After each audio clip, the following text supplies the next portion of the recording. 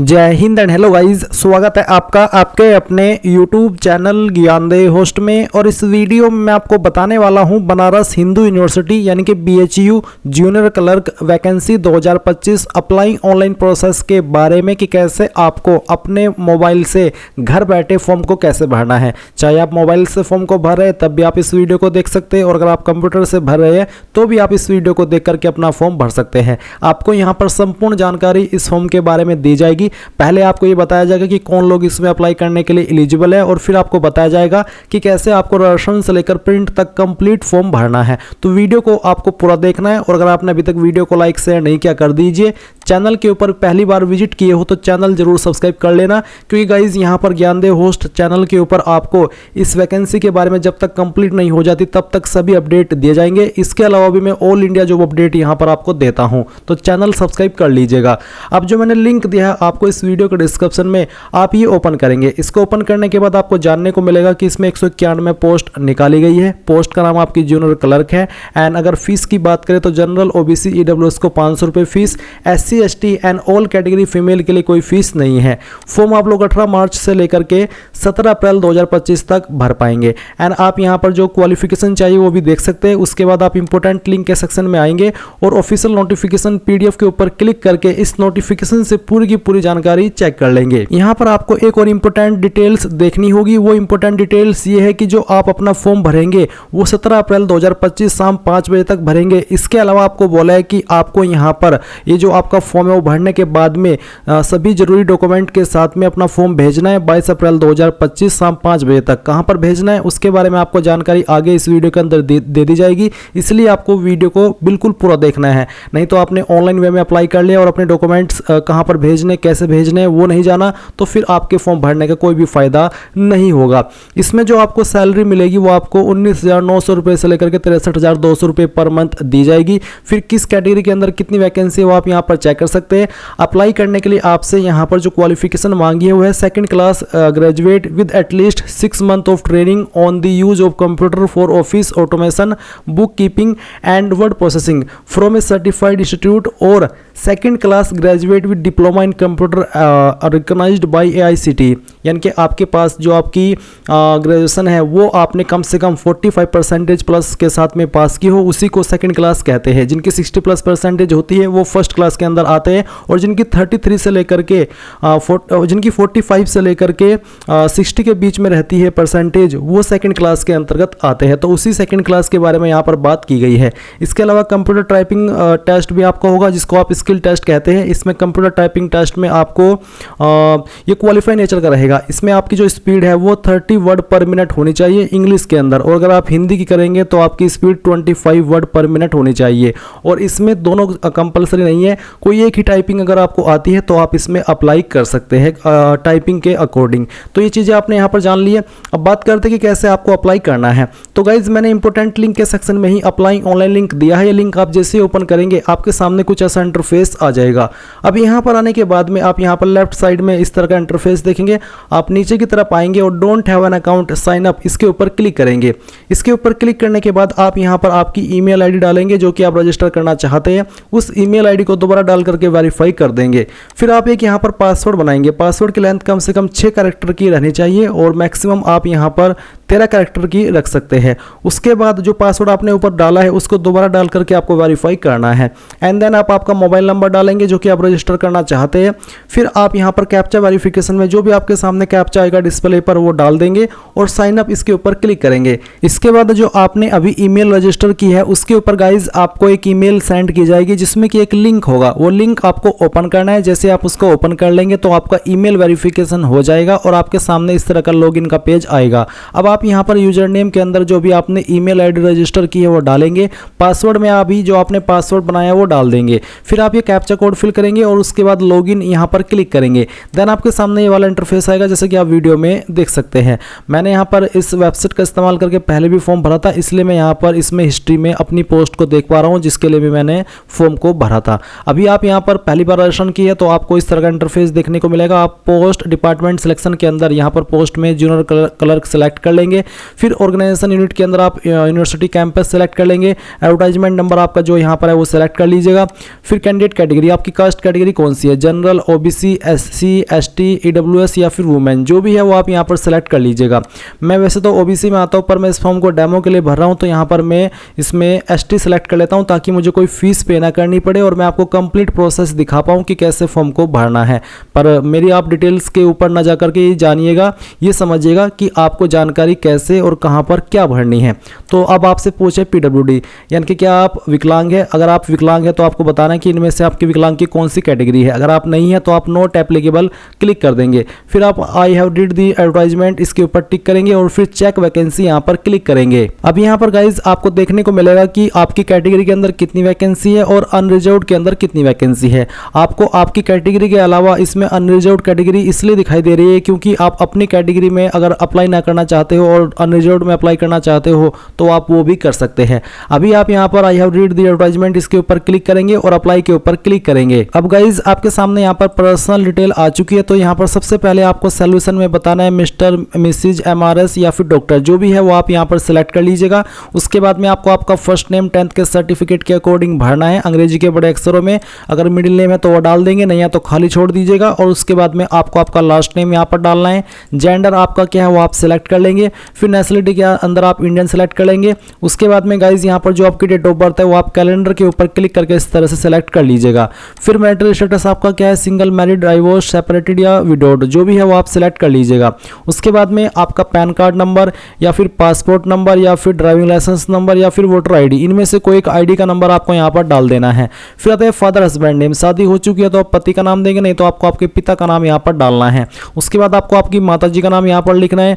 Country code में आपको यहाँ पर 91 सेलेक्ट कर लेना है और अपना मोबाइल नंबर आप यहाँ पर दे देंगे। उसके बाद आप देखेंगे कंट्री कोड, तो नीचे आपको यहाँ पर अगर आपका कोई एसटीडी नंबर भी है तो आप दे दीजिएगा, नहीं तो आप इन ऑप्शन को खाली छोड़ सकते हैं। फिर गाइज आपको आपका यहाँ पर रिलीजन सेलेक्ट कर लेना है, जो भी आपका रिलीजन है। फिर आता है आर यू एक्स सर्विसमैन, क्या आप एक्स सर्विसमैन है, अगर है तो यस, नहीं तो आप नो करेंगे। फिर employee of this university institute, क्या आप बीएचयू के एम्प्लॉई है, अगर हाँ तो यस, नहीं तो आप नो करेंगे।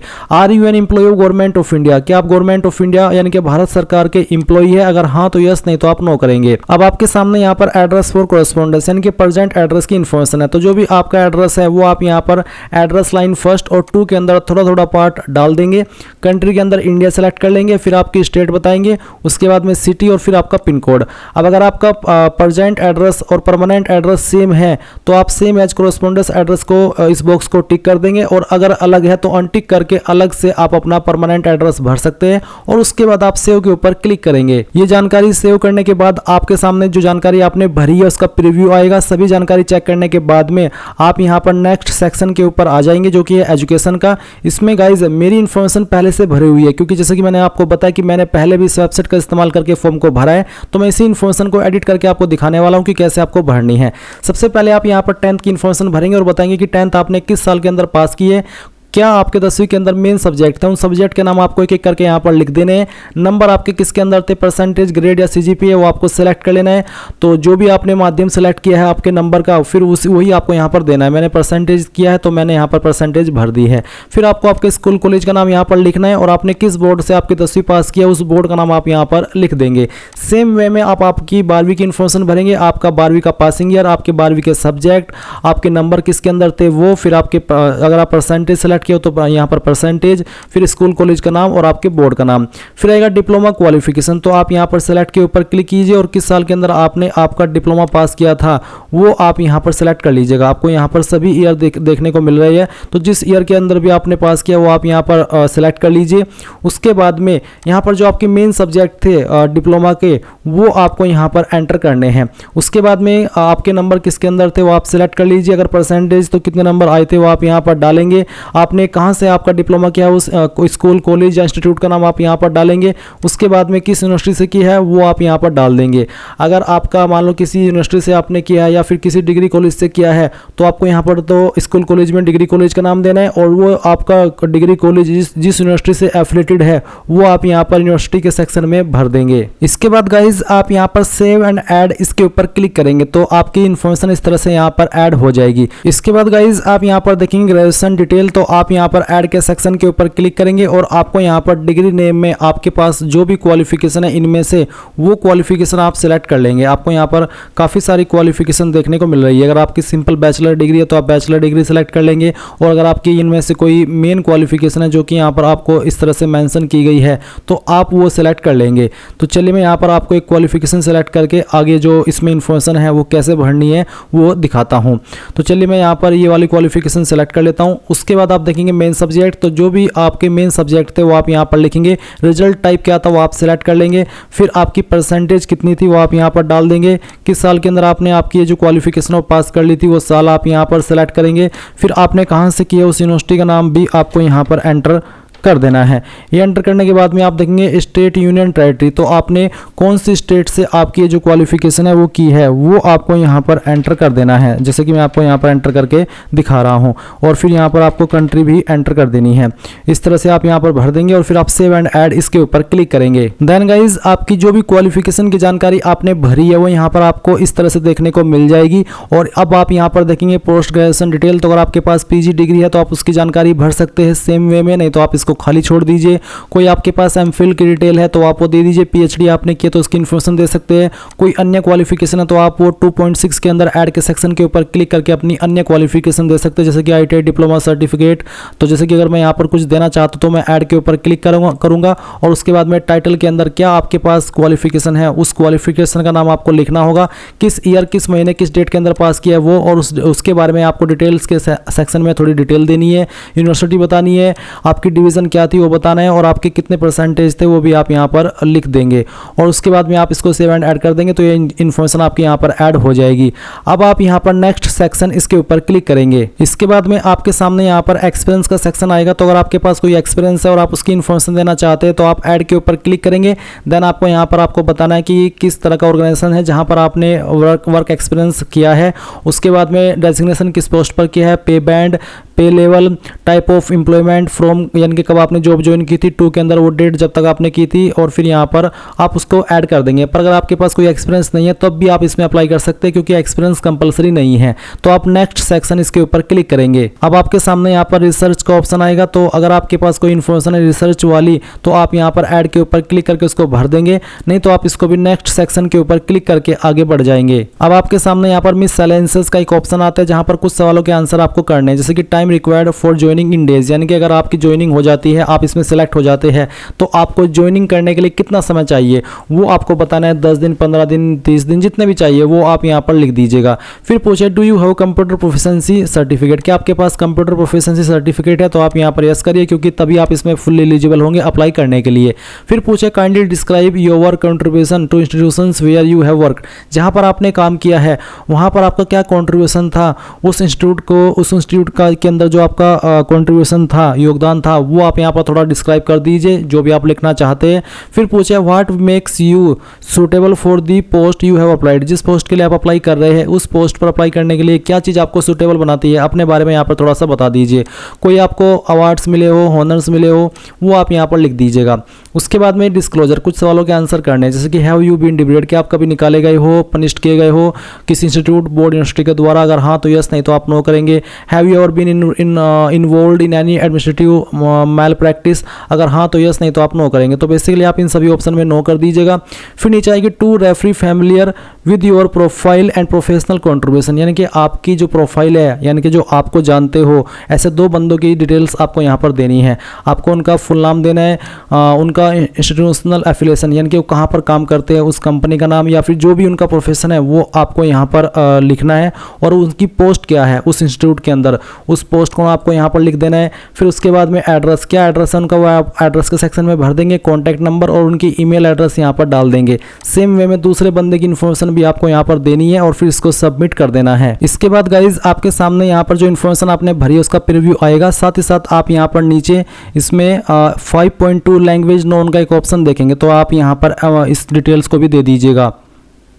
इसके लिए आप यहाँ पर देखेंगे लैंग्वेज नॉन, तो जो लैंग्वेज आपको आती है वो लैंग्वेज आपको यहाँ पर लिखनी है और लिखने के बाद में बतानी है कि मुझे बोलनी आती है, पढ़नी आती है और लिखनी आती है, तो आप तीनों के ऊपर टिक कर दीजिएगा। उसके बाद में आप यहाँ पर सेव एंड ऐड इसके ऊपर क्लिक करेंगे और जो आपको दूसरी लैंग्वेज आती है, कोई अगर आती है तो आप लिखिएगा और बताइएगा कि इसका आपको बोलनी आती है, लिखनी आती है और पढ़नी आती है, और इस तरह से टिक करके सेव एंड कर देंगे। फिर अगर आपको कोई तीसरी लैंग्वेज आती है, वो तीसरी लैंग्वेज भी आप यहाँ पर इस तरह से लिख दीजिएगा।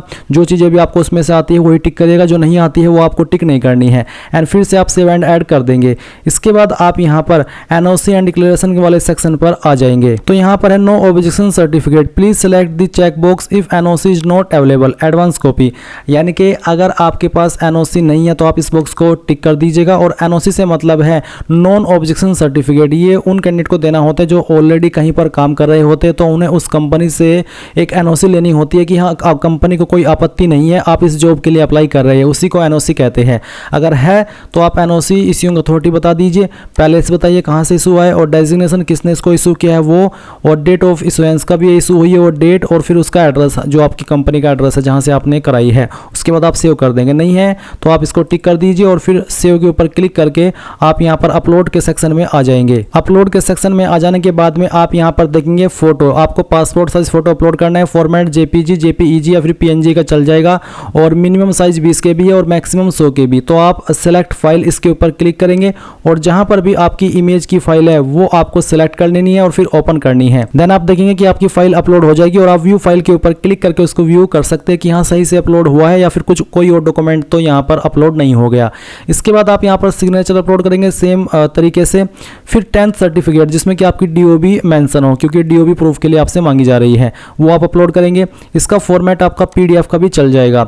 इसके बाद पैन, पासपोर्ट डिटेल, जो भी आईडी आपने यहाँ पर दी है, जिस भी आईडी का नंबर दिया है वही आईडी आपको यहाँ पर अपलोड करनी है। फिर अगर आप SC ST OBC या फिर EWS कैंडिडेट है तो आपको आपका कास्ट सर्टिफिकेट यहाँ पर अपलोड करना है। इसके बाद आप नीचे आएंगे, देखेंगे आपको यहाँ पर कुछ और डॉक्यूमेंट अपलोड करने हैं, जैसे कि आपका 10th का सर्टिफिकेट, तो अगेन आप 10th का सर्टिफिकेट अपलोड करेंगे। उसके बाद में अगर आपने 12वीं की इन्फॉर्मेशन भरी है तो आप 12वीं का सर्टिफिकेट अपलोड करेंगे। फिर अगर आपने डिप्लोमा की इन्फॉर्मेशन भरी है तो आप डिप्लोमा का सर्टिफिकेट अपलोड करेंगे। उसके बाद में जो आपकी ग्रेजुएशन की डिटेल्स आपने भरी है आप यहाँ पर फाइनल मार्क्स कार्ड अपलोड करेंगे, साथ ही जो आपकी डिग्री है वो भी आपको अपलोड करनी है। तो गाइज मैंने यहाँ पर सभी फाइल अपलोड कर दी है, और जैसे आप अपलोड कर लें तो उनके एक बार व्यू के ऊपर क्लिक करके व्यू जरूर कर लीजिएगा। फिर आप नीचे की तरफ आएंगे और आपको यहाँ पर नेक्स्ट सेक्शन इसके ऊपर क्लिक करना है। अब आपने जो भी जानकारी शुरू से लेकर अभी तक भरी है वो आपके सामने है। आप एक एक करके सभी जानकारी को अच्छे से समय लगा करके चेक कर लीजिए, क्योंकि बाद में एडिट का मौका नहीं मिलेगा। और जब आपको लगे कि हाँ मैंने सभी जानकारी भर दी है और कोई भी जानकारी इसमें गलत नहीं है, सभी की मैंने अच्छे से जांच कर ली है, तो आप यहाँ पर I agree to the terms and condition इसके ऊपर टिक करेंगे और नेक्स्ट सेक्शन इसके ऊपर क्लिक करेंगे। अभी आप यहाँ पर देखेंगे सिलेक्ट कैटेगरी टू अप्लाई। तो जैसे कि मैंने शुरुआत में ही कहा था कि जो कैटेगरी है ST SC और वो अपनी कैटेगरी में न रह करके अनरिजर्व्ड में अगर अप्लाई करना चाहे, जनरल में अप्लाई करना चाहे तो वो भी कर सकते हैं। इसलिए मेरे सामने यहाँ पर 2 कैटेगरी आ रही है। तो अगर आपको अपनी कैटेगरी में अप्लाई करना है तो ST सेलेक्ट कर ले, जनरल में अप्लाई करना है तो आप वो भी कर सकते हैं। जनरल में करेंगे तो फिर आपको फीस भी पे करनी पड़ सकती है। तो चलिए अब मैं यहाँ पर प्रोसीड फॉर सबमिशन इसके ऊपर क्लिक करता हूँ। अब इसके ऊपर क्लिक करने के बाद में यहाँ पर आप देखेंगे आपकी फॉर्म की मेन इन्फॉर्मेशन आपको दी गई है। तो एक बार फिर से इनको चेक कर लीजिएगा, स्क्रीनशॉट लेना चाहे तो वो भी ले सकते हैं। अब आप पूरी तरीके से श्योर हो जाइए कि हाँ सभी जानकारी सही है और मुझे कोई इसमें मॉडिफिकेशन अब नहीं करना है, तब आप जा करके सबमिट माई फॉर्म इसके ऊपर क्लिक करिएगा। इसके ऊपर क्लिक करने के बाद में आप देखेंगे कि जो आपका फॉर्म है वो सबमिट हो चुका है, और आप यहाँ पर इसमें जो आपका नीचे की तरफ ये इंटरफेस है उसमें अपना फॉर्म देख सकते हैं जिसके लिए आपने अभी अप्लाई किया है। और आप डाउनलोड प्रिंट फॉर्म इसके ऊपर क्लिक करेंगे तो आपके सामने जो आपका एप्लीकेशन फॉर्म का प्रिंट है वो आपके सिस्टम के अंदर या मोबाइल के अंदर ऑटोमेटिकली PDF के रूप में डाउनलोड हो जाएगा।